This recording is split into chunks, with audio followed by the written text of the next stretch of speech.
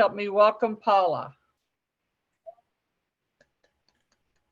Amore. What is amore? To many people, amore or love can be any number of things. What I want to talk to you about tonight is a different kind of love. Not the kind of love you have for your spouse, your significant other, your parents, your pets, your children, but for your grandchildren. How many of you have a grandchild or more than just one? Let me see a show of hands. There's several of us. Okay, there's several of us who have some grandchildren. Well, I would like to share with you the story of my three sons. Oh, I mean, my three grandsons. Well, first off, I had to Google what is the meaning of love. And the very, very first thing I saw was an intense feeling of emotion. And as you know, there are many different kinds of intense feelings of emotion, but that is exactly what I wanted to see when I saw that. What is the meaning of love? As you can see, love is a four-letter word, but it's a very special four-letter word. The sentence that was given to me in the dictionary was, babies fill parents with the feeling of love. That made me even more excited because I was going to talk about my babies, my grandbabies. So let's just change that sentence to grandbabies fill grandparents with a different kind of love. The first time I ever experienced that love was when my daughter, my oldest daughter, Melissa, had my very first grandson, Brandon. Now, Brandon didn't grow up with a father in the house all the time. Melissa ended up being pretty much a single mom for most of his young childhood. And so I happily took on the job as babysitter many, many, many, many times. And I never complained because I loved being with my first grandson, Brandon. I remember taking him to my house over the weekend. My daughter worked at Universal, so her hours were crazy. Mornings, evenings, weekends, Saturdays, Sundays, holidays, you never knew. I had Brandon a lot. And I would go and pick him up from the nursery if he was in the nursery for a few hours. I would pick him up from school as he got older. And I'll never forget the very first time I walked in to his daycare and he spotted me from across the room. And he comes running up behind me, running up to me, yelling, "Grandma!" There's my sweet little Brandon. He is now 19 years old, 6 foot tall, going on 30. I'll tell you what. Here's Melissa with Brandon, and what a sweet and tall. The second grandson is little Evan. My youngest daughter, Nicole, had Evan several years ago. He is now 3. And I don't know if you can see him there. Dad. Evan was also one that I got to watch lots and lots of times. Again, she and her husband both work at Universal Studios. And with the crazy hours, Grandma got to have grandma duty many, many times. Now, he's got a little difficulty with saying some of his words. So I am not grandma, I am granyum. So I love being called granyum by my little Evan. He loves cars and trucks, and he just loves to sit and play. He needs constant attention 100% of the time.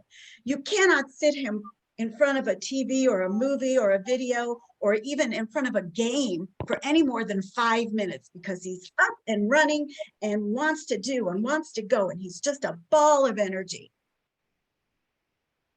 And then comes my third little munchkin. And here he is being held by Brandon, and that's little Leo. Leo, you know, there's always one that's a favorite, and I hate to say it, and I would never admit it to any of my kids, but Leo is surely my favorite. He's a shy little boy, very quiet. It took forever for him to even reach out to hold my hand. But now when I get to babysit him, I get to sit on the couch and snuggle all the time. He is so loving and so sweet, and he's only 2.5, and he calls me Gamma. And I just love it. No matter what they call me, Grandma, Granium, Gamma, I am in heaven. The amore just fills my heart.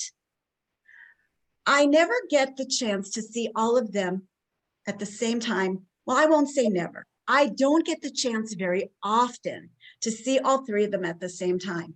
And trying to get a picture of all 3 of them at the same time, well, that's a whole other story. Having grandchildren is a different kind of love. It's a special kind of love. It's one that you cannot ever explain to someone unless they have the honor and the privilege of being a grandparent themselves.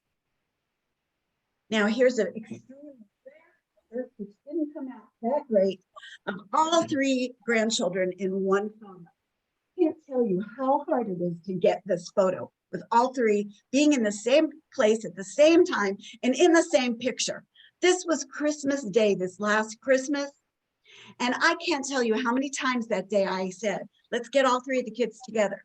Please, let's get all 3 of the kids together. Where are the 3 kids? I'd get one of them, the other 2 would be gone. I'd have 2 of them, the other one would be gone.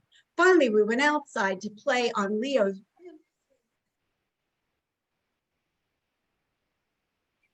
Now, and this was what I got. All 3 of my amazing, beautiful grandsons from 19 to 3.5 to 2.5, and finally a picture of all 3 of my amazing grandchildren. Yes, it is a very different kind of love. It is an amazing kind of love, one that I wish for all of you. Thank you.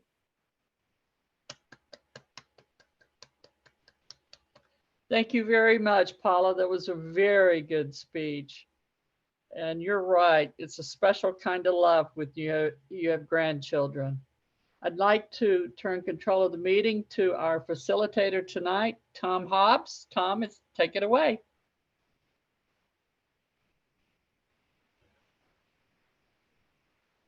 Can't hear you. Practice muting. You should all practice mime or mime, if you know what I mean.